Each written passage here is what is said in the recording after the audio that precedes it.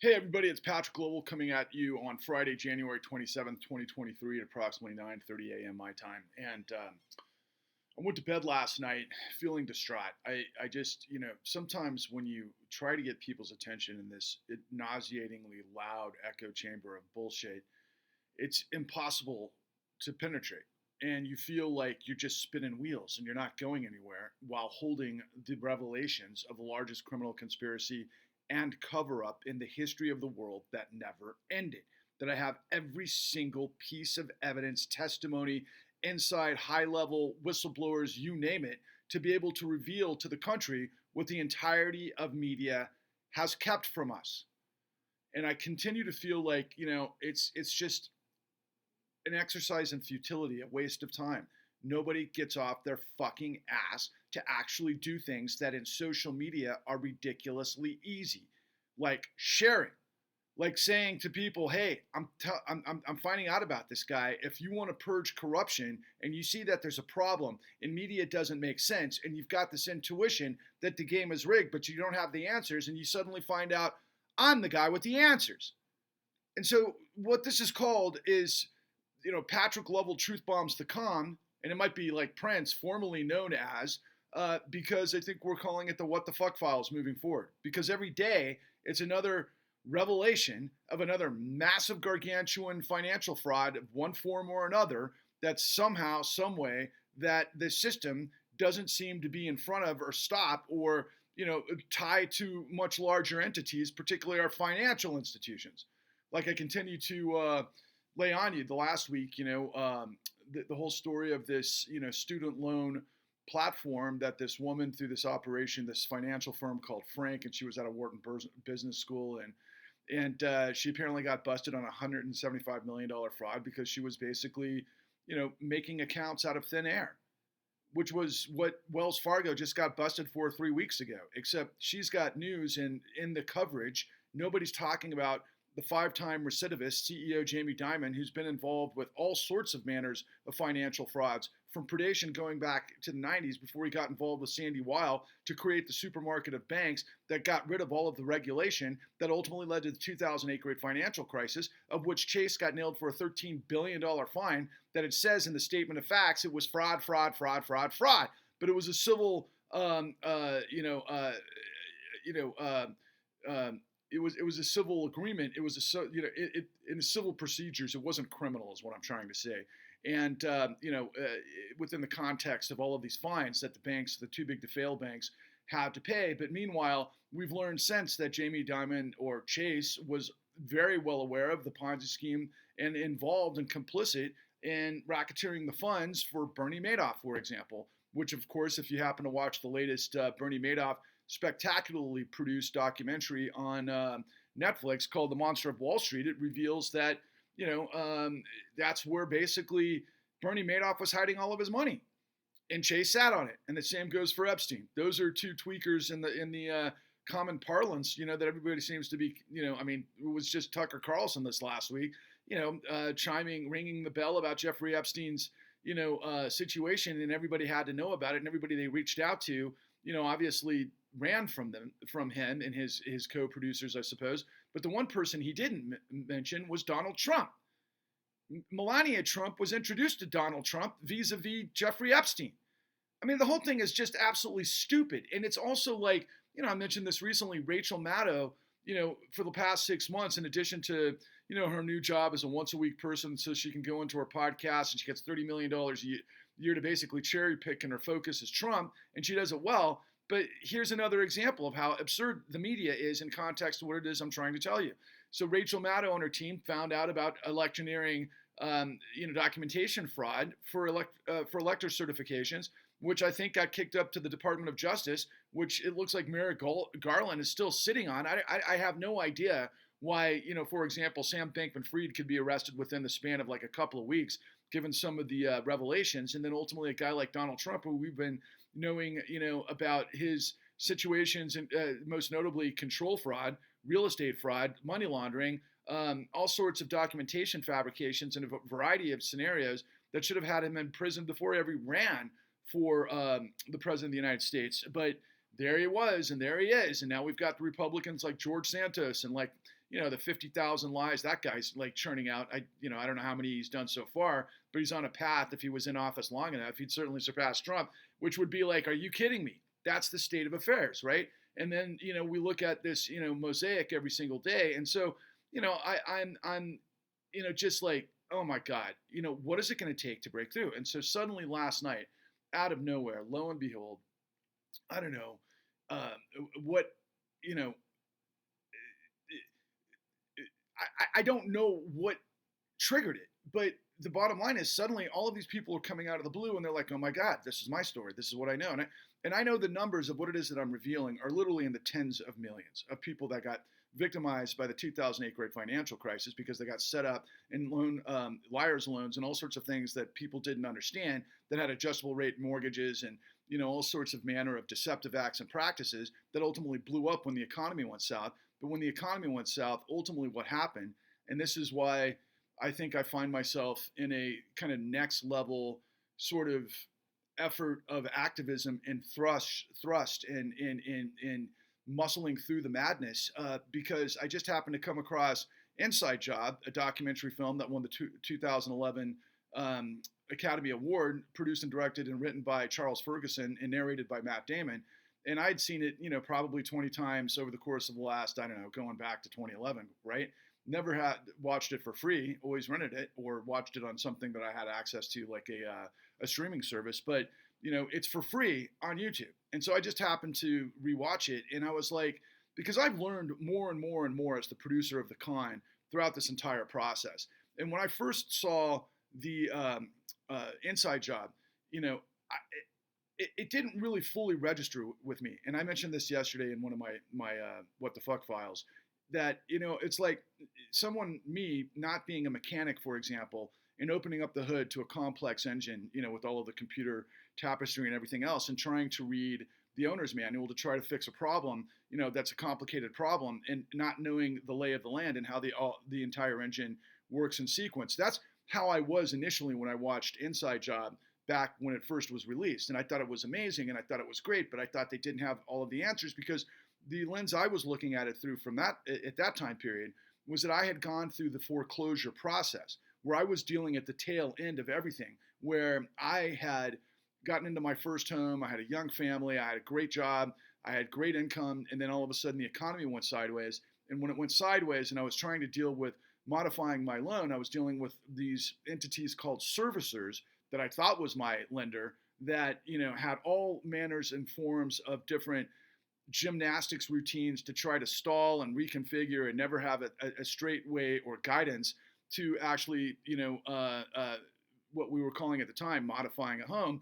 Meanwhile, at the time, President Obama came into office and we were off the heels of what happened with the TARP funds. And ultimately there was this program called HAMP that was supposed to get assistance to those that needed to be modified on their loans, because there was this formula that was involved that was supposed to write down the value of the home for the lender and then get you into an affordable rate that you could pay. So, for example, I went from a very good job to having to work 2 jobs apiece, and my wife did as well, where we never had time for our family at that time, but we could do everything to get a limited amount of money into a reduced modified loan.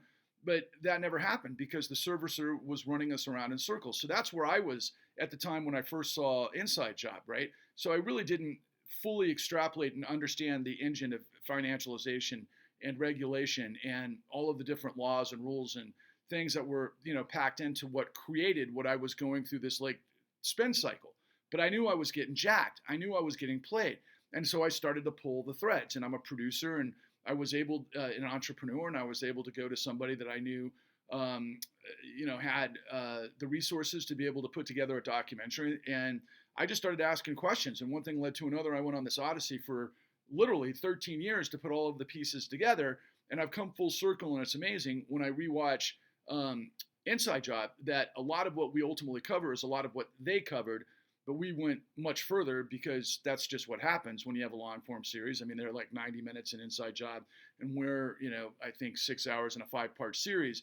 But everything that they elucidated was unbelievably accurate and correct. And what Charles Ferguson was able to accomplish at that time should have created a national upheaval, right?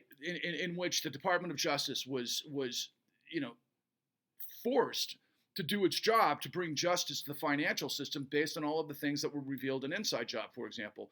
And I think it had a lot to do, by the way, with the Occupy Wall Street movement. But I went to the Occupy Wall Street movement around the country because that was my first documentary called Forward 13. And ultimately, what I discovered in all of the encampments is that the Occupy Wall Street movement became kind of a catch-all for everything from, let's say capitalism to, wealth disparity, to a lot of the problems that were happening in terms of the environment and everything else. And so there was this upswelling of people that might have been the same type of people that were with, the WTO sort of anarchist slash protest in the late 90s against globalism. And then, of course, the types of people that would have been protesting really since the 60s and 70s, right? And many of those types of people were anti-nuclear war, anti-war, anti-capitalism, mostly Marxism, and all sorts of other manners that, the Occupy Wall Street was a self-declared non-leaderless movement to try to bring everybody under a tent to try to work out, all of these types of teaching situations about what's happening, everything else. And by the way, while simultaneously dealing with homelessness in a lot of encampments, which took a lot of resources. And, there were good people that showed up to these Occupy Wall Street demonstrations that ultimately were having to deal with the police and homelessness and, all of the types of things that were involved with, getting probably the appropriate permits and other things and City Hall and everything else, when ultimately, as we experienced, the police throughout all of the country started to come down and break up these Occupy Wall Street encampments, and that didn't have billionaires funding it. So it wasn't vertical, it wasn't organized, so it just eventually dissipated. It was an amazing movement with a lot of amazing pieces to it.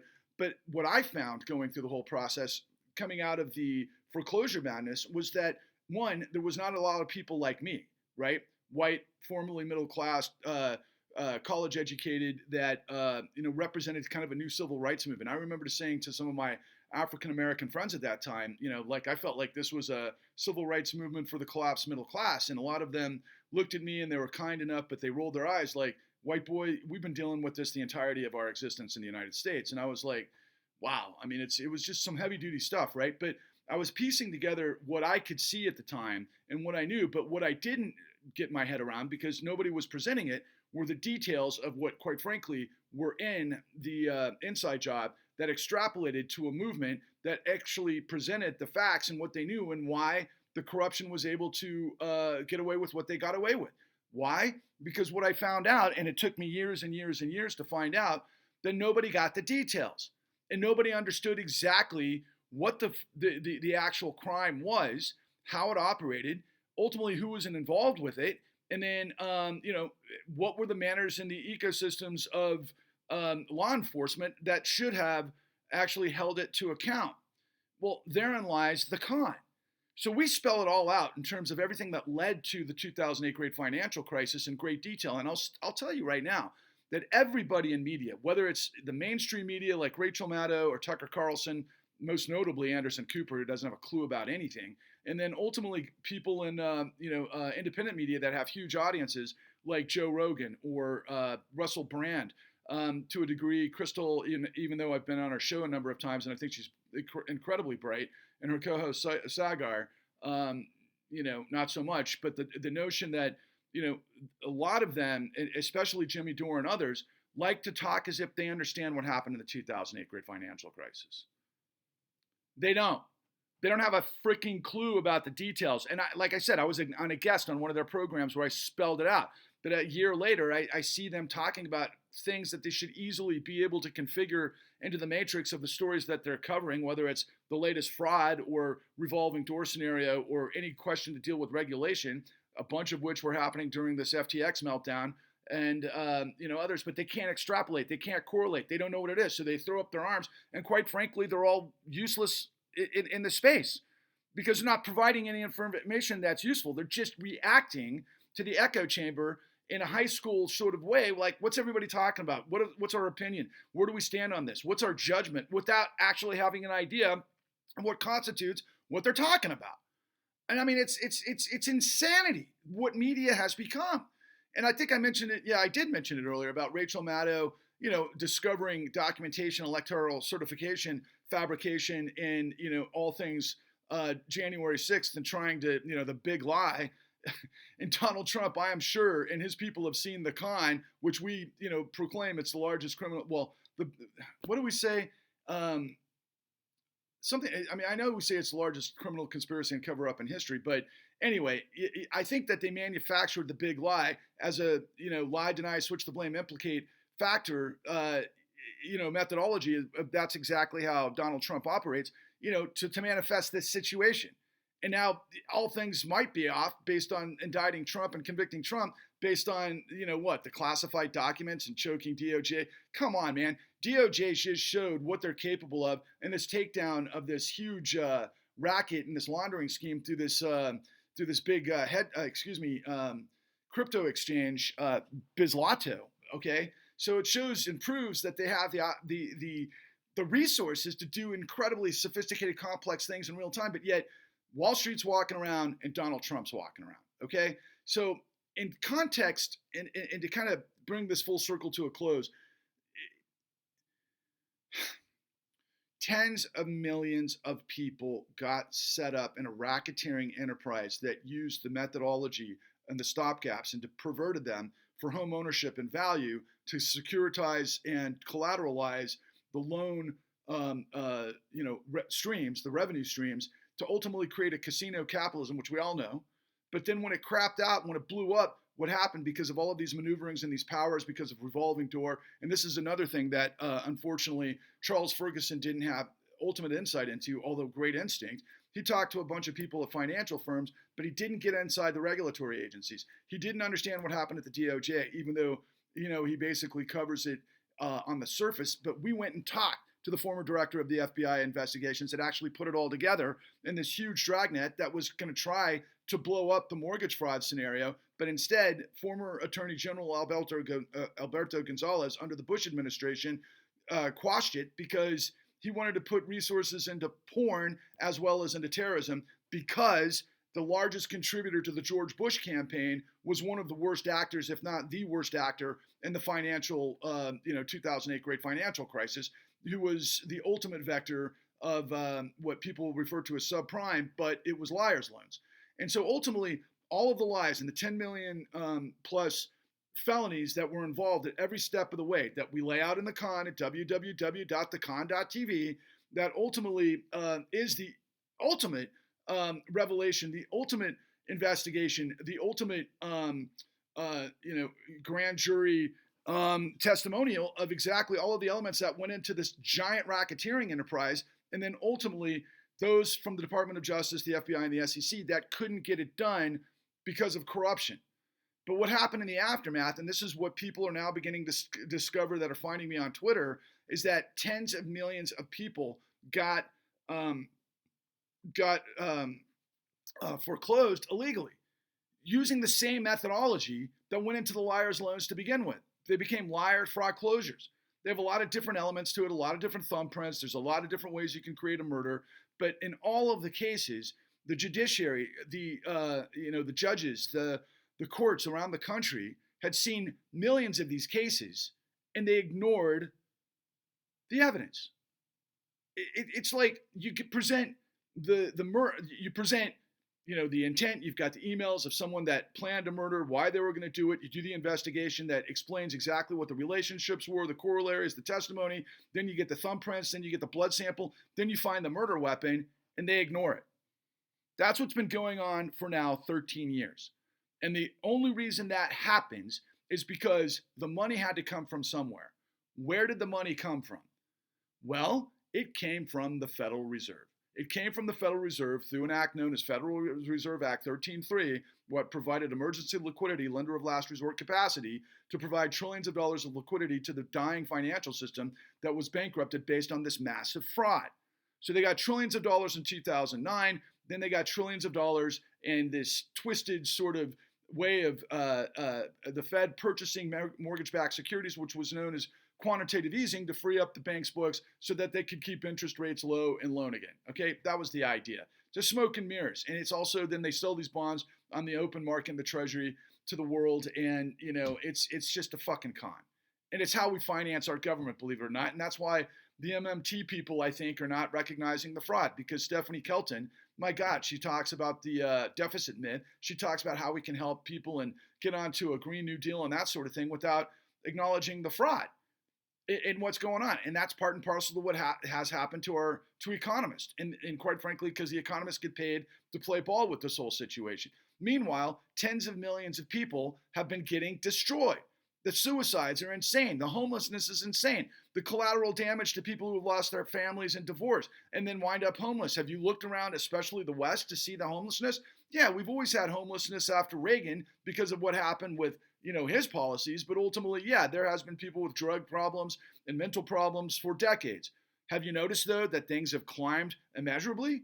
I mean, you go to San Francisco, it looks like a war zone. Same with downtown Los Angeles, San Diego, Orange County, all over the West, Phoenix, Las Vegas, Salt Lake City. I don't think it's as bad on the East Coast, possibly by weather. I can tell you that yesterday, a homeless woman was picked up because the mayor of Salt Lake City sent in a bulldozer to clear a homeless encampment, and they picked up a tent with a woman in it and threw her in the garbage. I mean, if that doesn't tell you what's going on in the United States, I don't know what else will. But meanwhile, you've got to understand that as you see these things like on Twitter, for example, or a video of a shopkeeper, a guy who's a business owner in San Francisco that pulls out a water cannon to hose off his sidewalk because there's homeless people sleeping on it. I mean, guys, the CEOs of Wall Street set this whole thing up based on everything we show you in the con. It was all the business model. It's called control fraud. It didn't just happen. It's been going on for a long time, maybe in some ways centuries, but definitely in this country, the savings and loan crisis was Act 1. Then we had the tech bubble. Then we had the Enron era frauds. Then we had the 2008 great financial crisis. Now we're in the midst of the everything bubble and all things, crypto and Bitcoin and crypto exchanges and that sort of thing. And it's all fueled, at least over the last 13 years, by this Federal Reserve policy that literally gave trillions of dollars based on the full faith and credit of the United States to a criminal enterprise. And we let these guys get away with it while millions of people are starving or in the streets or fighting for their lives and getting crushed in the courts.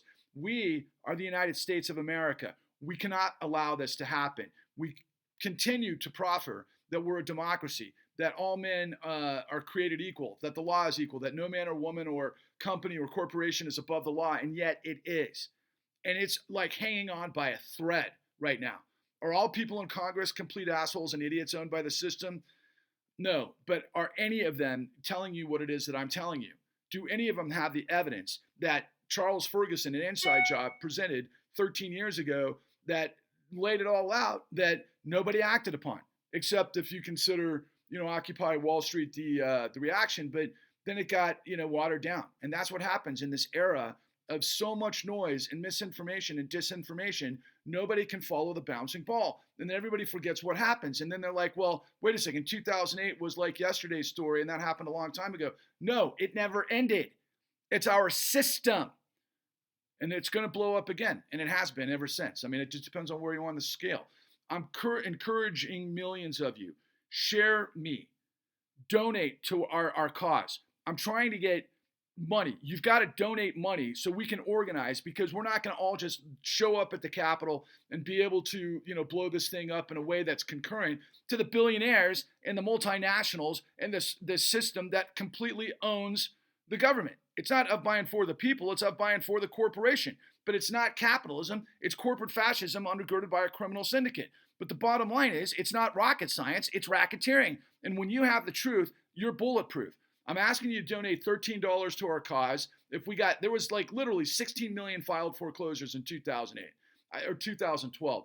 That, you do the math. That's 48 million people. We know that it's probably more than that, but let's just say 10 million people donated, $13. Why 13? Well, the original 13 colonies that rebelled against tyranny and King George III. And then, of course, the United States stepped up again to defeat tyranny and, racism, even though it didn't, but it did in the Civil War. But then we fought again against fascism, defeated fascism, and then we had to fight again for civil rights. It goes like this the whole time, and it's up to us, our generation, to step up, to be able to put this together, to force through this incredible Orwellian plastic bubble that has prevented you from knowing the truth. I've got the answers, and I've got the the relationships with the people that have been in the game for years and decades that know how to blow this thing up. We just need to create a critical mass. Think of it as a civil rights like movement to purge corruption. That's the single biggest threat to everything that exists, because the entire last 20 years has been predicated on propping up this entrenched power that's fossil fuel financialization, and then the other things like military industrial that come down from that, agriculture, technology, and everything else, which just means, tyranny. That's what it means. And so I'm calling on all patriots. I'm calling on anybody who believes in liberty and justice for all. I'm calling on everybody who's actually lived through this insane calamity to step into this, to lean into this with me, join a crusade to purge corruption. Onwards and upwards.